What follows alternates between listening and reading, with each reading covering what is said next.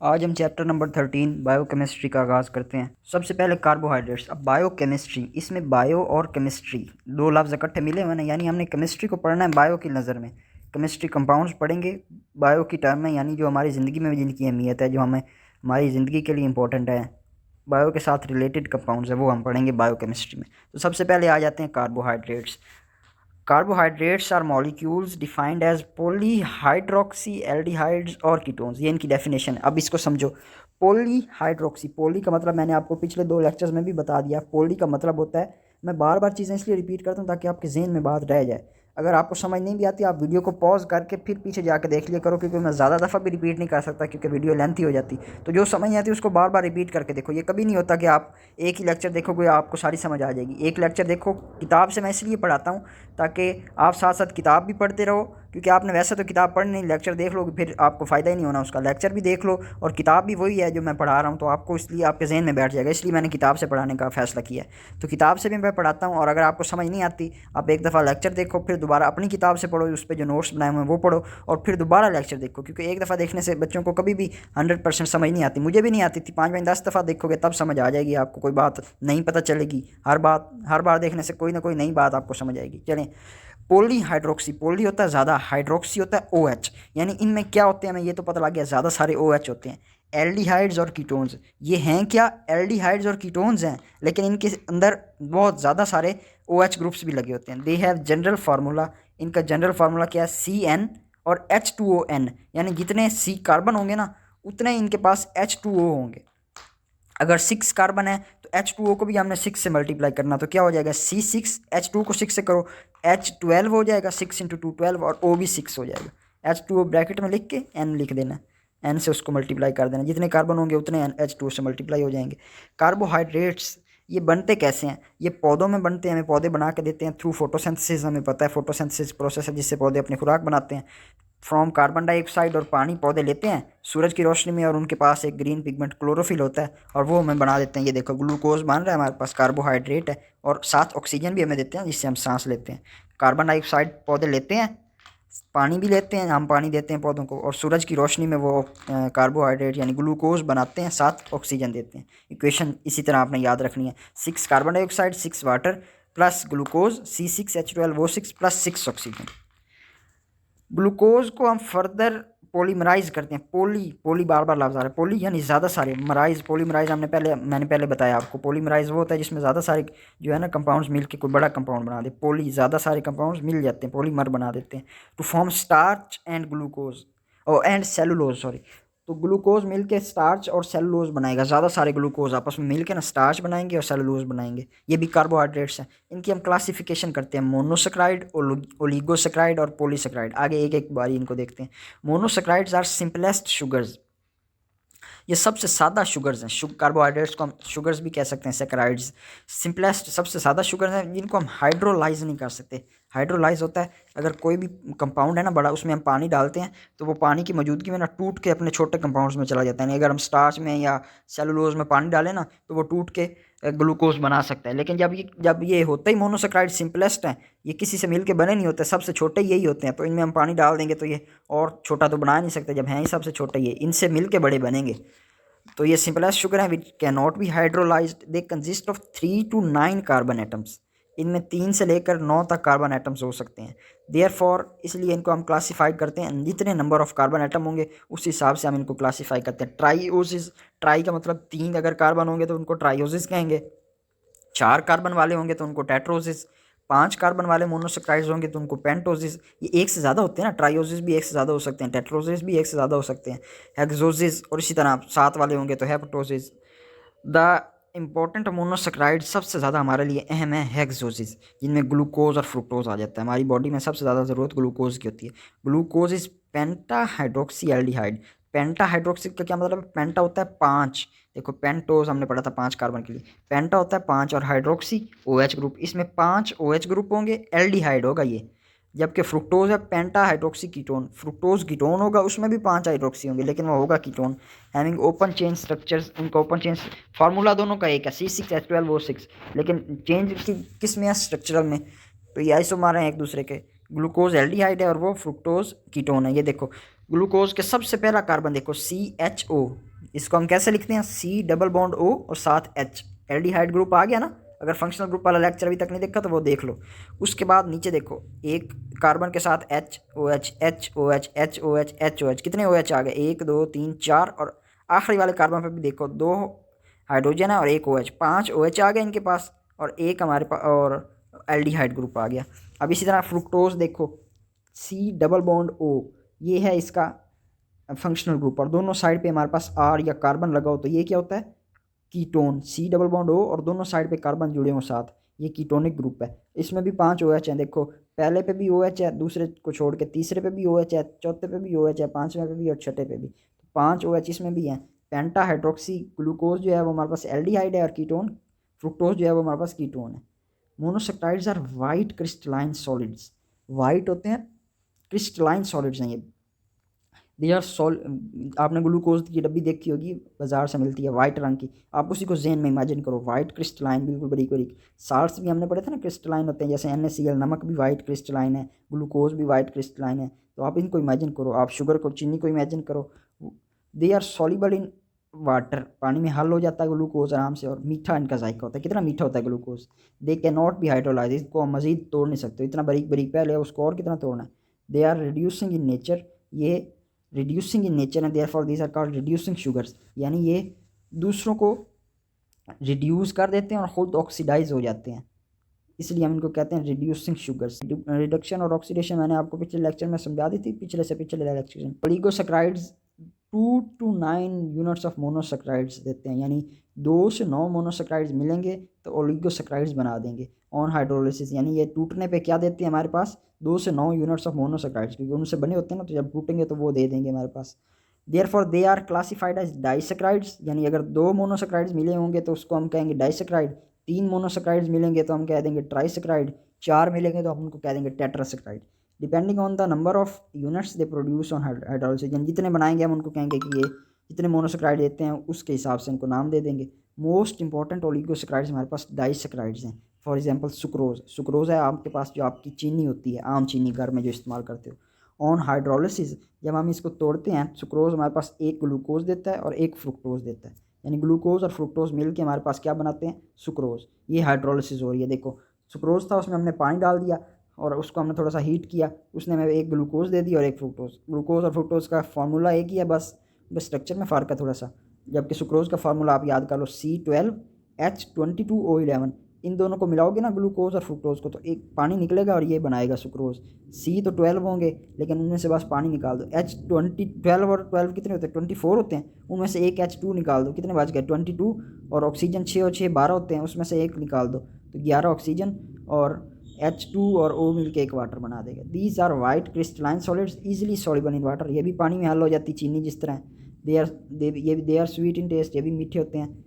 And may be reducing और non reducing, ये reducing हो भी सकते हैं और नॉन रिड्यूसिंग नहीं भी हो सकते। सुक्रोज हमारे पास नॉन रिड्यूसिंग है, तो ये आपने डिफरेंस याद रखना, रिड्यूसिंग वाला। सिर्फ मोनोसेक्राइड्स सारे के सारे जो हैं वो रिड्यूसिंग है, ओलिगोसेक्राइड्स हमारे पास हो भी सकते हैं और नहीं भी हो सकते। पॉलीसेक्राइड्स आर मैक्रोमोलिकुलर कार्बोहाइड्रेट्स, ये बहुत बड़े हैं, इन बहुत ज़्यादा मोनोसेक्राइड्स मिल के इनको बनाते हैं। 2 से 9 मोनोसेक्राइड मिलेंगे तो क्या बनाएंगे, ओलिगोसेक्राइड्स, और अगर 10 से ज़्यादा मोनोसेक्राइड्स मिलेंगे, 100,000 मोनोसेक्राइड मिले होंगे तो वो हमारे पास पॉलीसेक्राइड बना देंगे। हंड्रेड्स थाउजेंड्स ऑफ मोनोसेक्राइड्स इन पे मुश्तमिल होते हैं ये।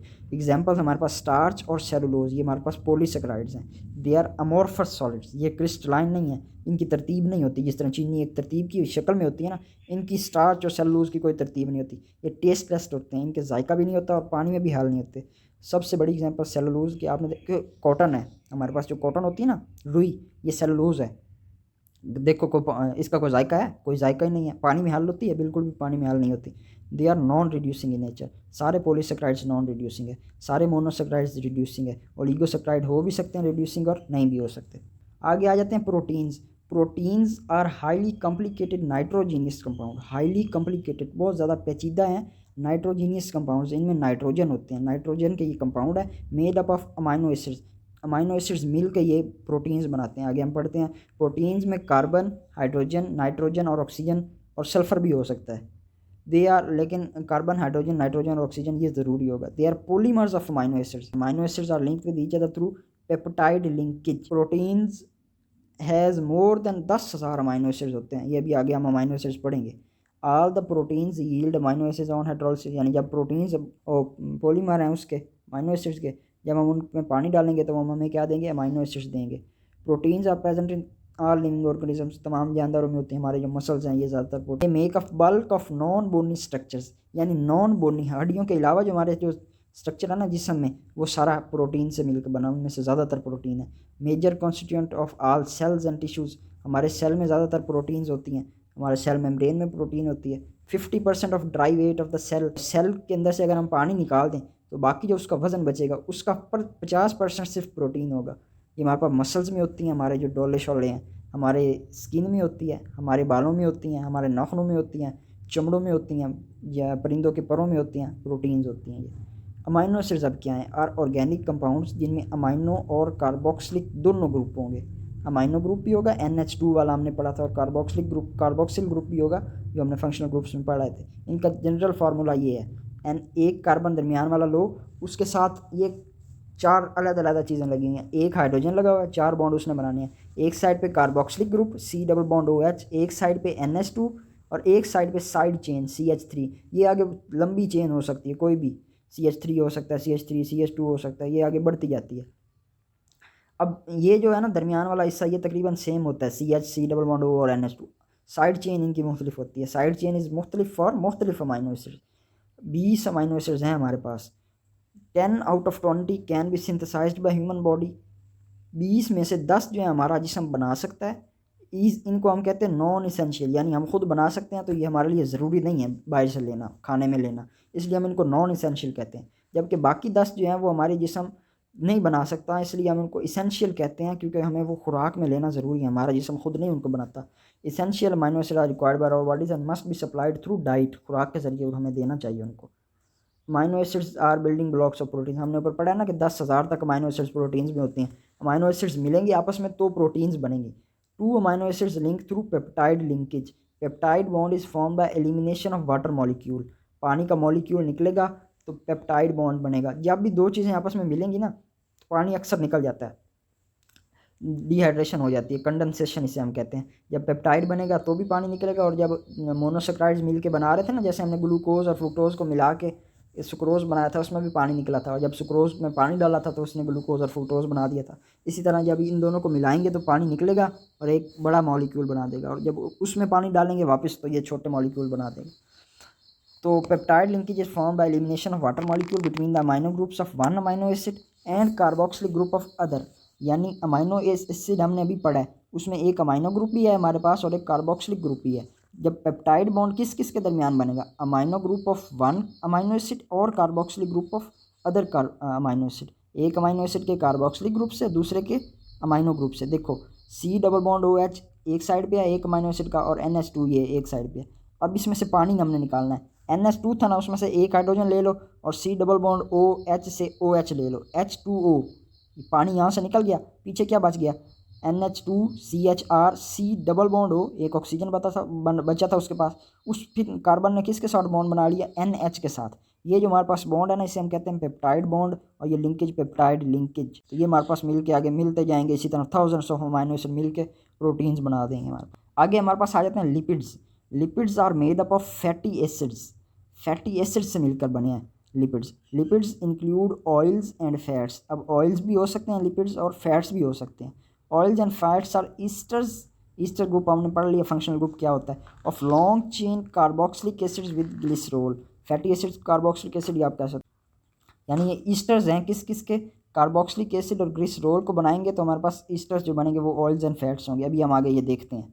These esters are made up of 3 fatty acids. 3 इनमें फैटी एसिड्स होंगे, इसलिए हम इनको ट्राई, 3 से निकला, ग्लिसराइड्स भी कह सकते हैं। जनरल फार्मूला ये दिया हुआ है, देखो CH2O C+OR, ये ईस्टर है। देखो ईस्टर हमने क्या पढ़ा था, फंक्शनल ग्रुप रिकॉल करो, अगर अभी तक नहीं देखा तो किताब से देखो। ईस्टर क्या होता है, RC+O और OR। अब इसके देखो RC+O और साथ CH2 लगा हुआ, ये भी क्या है, R ग्रुप है। RCOR ये ईस्टर है, किस किस से मिल के बना है, एक तो कार्बोक्सिलिक एसिड को जब हमने ग्लिसरॉल के साथ मिलाया तो ये हमारे पास ये बन गया। ग्लिसरॉल एक अल्कोहल थी, वो भी शायद यहाँ आगे बनी हो, अगर नहीं बनी हुई तो कोई ज़रूरत नहीं उसको याद करने की, बस ये याद कर लो कि esters of long chain carboxylic acid with glycerol, carboxylic acid और ग्लिसरॉल बनेंगे तो ये हमारे पास ईस्टर्स बना देंगे। इनको ट्राईग्लिसराइड, इसमें 3 है ना कार्बन, 3 फैटी एसिड्स हैं हमारे पास, तो इसलिए हम इसको क्या कहते हैं, triglyceride. Oils exist in room temperature liquid में, ऑयल्स हमेशा किस फॉर्म में होंगे, लिक्विड की फॉर्म में एट रूम टेम्परेचर। आम हालत में जो हमारे आपके पास ऑयल्स होते हैं आपने देखा होगा वो लिक्विड की फॉर्म में होते हैं आपके घर में। हमेशा चीज़ों को समझो कि हमारी ज़िंदगी में वो किस तरह है, तो फिर आपको आसानी होगी इसको समझने में। They are triglycerides of unsaturated fatty acids, ये ट्राईग्लिसराइड्स हैं अनसैचुरेटेड फैटी एसिड के। जो भी अनसैचुरेटेड चीज़ होगी वो लिक्विड होगी रूम टेम्परेचर में, इसलिए हम उनको ऑयल्स कहते हैं। जबकि फैट्स, मक्खन आप जेन में ले हो, मक्खन आप आम टेम्परेचर पर रखो तो वो थोड़ा सा सेमी सॉलिड सा होता है, बिल्कुल लिक्विड नहीं होता, वो सॉलिड होता है थोड़ा सा, तो वो fats are solid at room temperature. They are triglyceride of saturated fatty acids, तो सैचुरेटेड फैटी एसिड सॉलिड्स होंगे और अनसैचुरेटेड लिक्विड्स होंगे, उनको ऑयल्स कहेंगे अनसैचुरेटेड को, और सैचुरेटेड को फैट्स। फैटी एसिड्स हमारे पास आ जाते हैं। फैटी एसिड्स क्या होते हैं, building blocks of lipids, lipids इनसे बन के मिल के बनते हैं। They are long chain saturated और अनसैचुरेटेड कार्बोक्सिलिक एसिड्स, ये देखो पाल्मिटिक एसिड, स्टीरिक एसिड, ये हमारे पास these acids form esters with glycerol in the presence of mineral acids. इतने कार्बन है ना, उसको 2 से मल्टीप्लाई करो और उसमें 1 ऐड कर दो। 15 कार्बन में को 2 से मल्टीप्लाई करो 30, उसमें 1 जमा कर दो 31 हाइड्रोजन होंगे और 7 सी डबल बॉन्ड OH। इसी तरह 17 को 2 से मल्टीप्लाई कर दो 34, उसमें 1 जमा H35 और सी डबल बॉन्ड OH। ये पाल्मिटिक और स्टीरिक, ये 2 बस आपने याद कर। शॉर्ट क्वेश्चन है हमारे पास। पहला क्वेश्चन है हाउ प्लांट सिंथेसाइज कार्बोहाइड्रेट्स, तो उसका प्रोसेस क्या होता है, फोटोसिंथेसिस का। आपने इक्वेशन लिख देनी है, आपको याद होगी 6CO2 6H2O मिलकर हमारे पास फोटोसिंथेसिस, सनलाइट और क्लोरोफिल की मौजूदगी में ग्लूकोज और 6O2 हमारे पास बना देते हैं। कैरेक्टरिस्टिक्स ऑफ मोनोसेक्राइड्स, मोनोसेक्राइड्स क्या हैं, ये स्वीटेस्ट हैं, सिंपलेस्ट हमारे पास शुगर्स हैं, सॉल्युबल इन वाटर हैं ईजिली, और रिड्यूसिंग शुगर्स हैं। ये आपने पॉइंट्स बना के लिख देना, एक एक लाइन पे एक एक पॉइंट खूबसूरत करके 4 पॉइंट आपने लिख देना है। ग्लूकोज और फ्रुक्टोज का डिफरेंस, ग्लूकोज क्या है हमारे पास पेंटा हाइड्रोक्सी एल्डिहाइड, और फ्रुक्टोज क्या है पेंटा हाइड्रोक्सी कीटोन। इनका स्ट्रक्चर आप याद कर लो तो और भी बेहतर बात है। एग्जाम्पल ऑफ डाइसेक्राइड हमारे पास सुक्रोज है, और उसको हम हाइड्रोलाइज कैसे करते हैं, उसमें हम पानी डालते हैं, वो हमारे पास ग्लूकोज और फ्रुक्टोज बना देता है, अभी हमने डिस्कस कर ली। कैरेक्टरिस्टिक्स ऑफ पॉलीसेक्राइड्स, पॉलीसेक्राइड्स क्या है, ये हंड्रेड्स और थाउजेंड्स ऑफ मोनोसेक्राइड से मिलकर बनते हैं। ये नॉन रिड्यूसिंग है, ये टेस्टलेस होते हैं और बिल्कुल भी इनसॉल्युबल इन वाटर होते हैं, जैसे स्टार्च और सेलुलोज। एग्जाम्पल लिख देना आप। Why where are proteins found, proteins हमारे मसल्स में होती हैं, हमारी स्किन में होती हैं, हमारे बालों में होती हैं, हमारे नाखूनों में होती हैं, और उसके बाद हमारे जो सेल का 50% ऑफ ड्राई वेट है वो भी प्रोटीन्स बनाती हैं, ये आपने याद कर लेना है। Lactose is a disaccharide which monosaccharides are present in it, तो लैक्टोज ये आपकी बुक में शायद नहीं लिखा हुआ। लैक्टोज किस किस से मिलकर बनता है, लैक्टोज डाइसेक्राइड है, वो 2 मोनोसेक्राइड से मिलकर बनता है, एक ग्लूकोज और एक गैलेक्टोज। लेकिन जो सुक्रोज है वो हमारे पास किससे बनता है, ग्लूकोज और फ्रुक्टोज से, तो ये आपने लैक्टोज भी याद कर लेना, ग्लूकोज और गैलेक्टोज से मिलकर बनता है। गैलेक्टोज भी एक मोनोसेक्राइड ही है। Why 10 amino acids are essential for us, 10 हमारे पास ज़रूरी क्यों होते हैं, क्योंकि 10 हमारी जिस्म बना सकती है, इसलिए हम उनको नॉन इसेंशियल कहते हैं, हमें बाहर से लेने की ज़रूरत नहीं। 10 हमारा जिस्म नहीं बना सकता, इसलिए वो हमारे लिए इसेंशियल यानी बहुत ज़रूरी हैं कि हम उनको खुराक में लें, इसलिए हम उनको इसेंशियल कहते हैं। How proteins are form, proteins बनती हैं जब अमाइनो एसिड्स आपस में पॉलीमराइज्ड होते हैं और पेप्टाइड लिंकेज के ज़रिए हमारे पास मिलकर वो हमारे पास प्रोटीन्स बना देते हैं। क्वेश्चन नंबर 13 हमारे पास है 2 फैटी एसिड्स, अभी हमने आपको बता दिया palmitic acid C15H31 C double bond OH, और stearic acid C17H35 C double bond OH हमारे पास आ जाएगा। आपने जनरल फार्मूला ऑफ लिपिड्स लिखना है, तो उसमें हमारे पास ट्राईग्लिसराइड का आप लिख दो जो जनरल फार्मूला दिया हुआ है, ईस्टर्स हैं फैटी एसिड्स और ग्लिसरॉल के।